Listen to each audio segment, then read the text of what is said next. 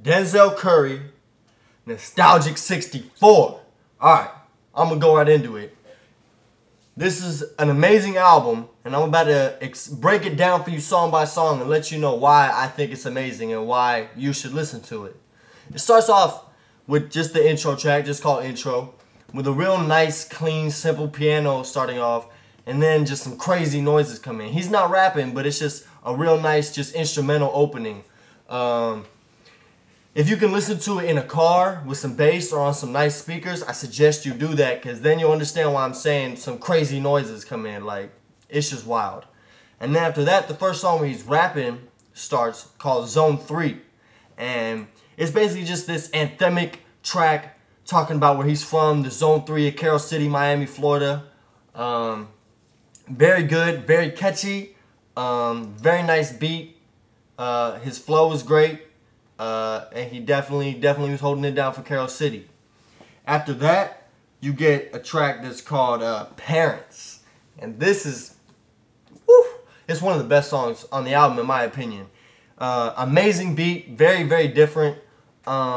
It's basically just talking about how you can't be staying with your parents. You can't be relying on your parents or relying on other people your whole life. Like, he's basically, the hook goes, your mama ain't shit, your daddy ain't shit. And then you realize that life is a bitch. And he's basically just saying like there's people that are just living in this dream. He has one verse about this female, and she's just hoeing around, and she just doesn't really know what she's doing. And there's this other guy who's still the other verse is a story about this guy who's just still living with his mom. And it's just like, look, they ain't shit. You gotta go out and you gotta get shit for your own. Amazing concept, great flow, great beat. It's all good. It's all good. After that, one of the first songs that I heard off this album is called Dark and Violent. And it's featuring JK the Rapper, who I believe is from Florida. I'm not sure though. And then Nell, who's from the Raider Clan. And it's a really good song. It starts off with this kind of like eerie kind of beat, and just these really dark verses from Denzel and JK, just kind of about kids and what some of these kids are going through, and just like basically the trials and tribulations of the dark and violent. And then the song switches up, and you get this hard-hitting beat, and then you get Nell coming in with his signature flow. And it's basically Nell and Denzel talking about how they're out on a gank. They're out gonna make some money. In this instance, they're robbing a bank. And when they're robbing the bank, some crazy ass shit goes down. It's a very good song, a real nice story to it. I like how Denzel, cause you know he's been putting out music for a while, but most of it was just kind of just some lyrical look at me. Not saying it was bad, like that man killed it, and it was kind of some lo-fi shit that he was doing with the Raider Clan. But now with this first official release on iTunes, I don't know if it was with a label, but I know it's an independent release that he put out on iTunes. And his first project, not with the Raider Clan, he's kind of stepping into his own a little bit more, if you will. He's doing a lot more storytelling on his albums. I like that a lot. Or on this album, excuse me.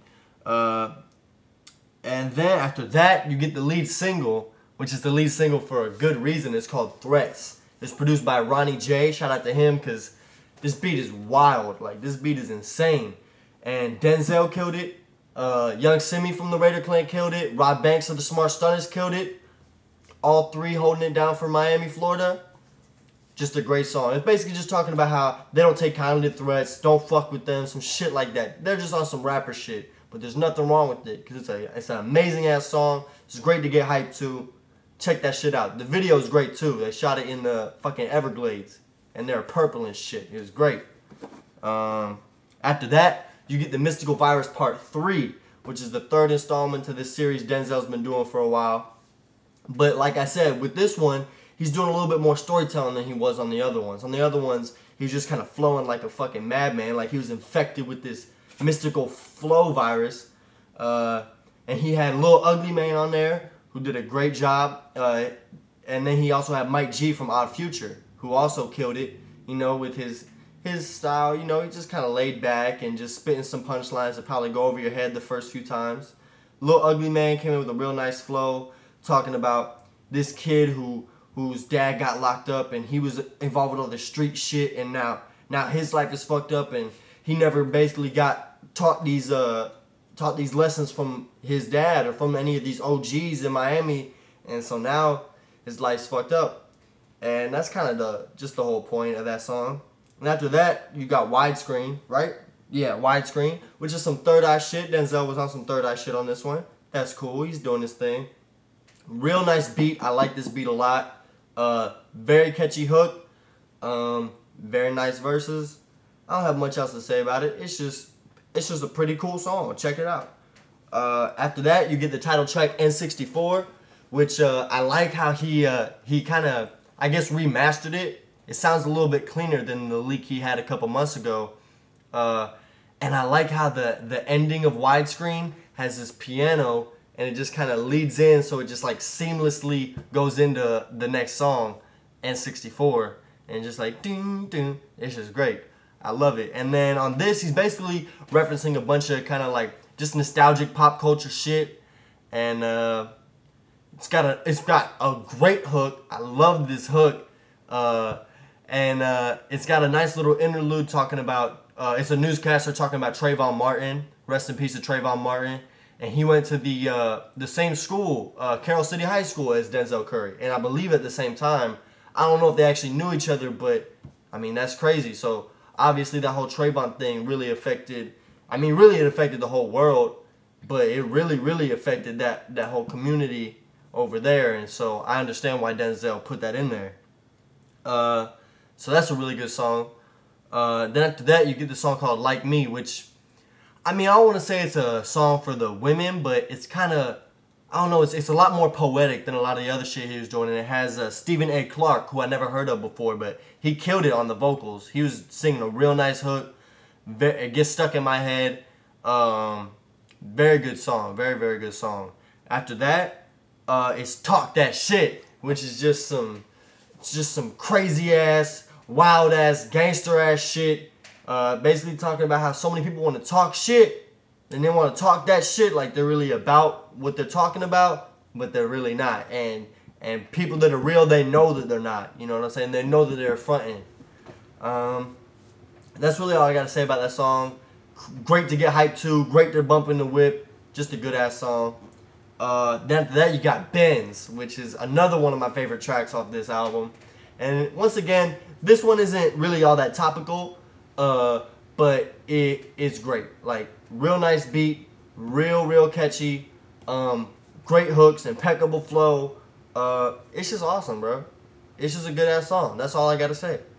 After that, you get Denny Cascade, and it's probably one of the more laid back tracks on this album.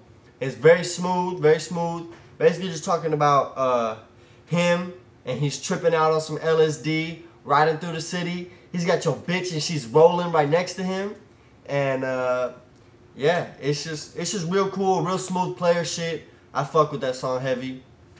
Very nice change of pace, change of sound. I liked it, and it was nice to kind of switch it up before the very end, which is the final track called A Day in the Life of Denzel Curry Part 2. And in this version, he's basically talking about all the shit that's been happening to him lately, which is the fact that he left the Raider clan, but he's saying that he's still got a 275 tat. He's still down with Nell, Simi, Space Ghost, all of them from the Raider clan. And basically just talking about all that shit. Talking about some real personal shit. Talking about some shit as, leaving school. Cause he's young as hell. He just graduated from Carroll City last year as a senior. Like, no, this year really, but last school year.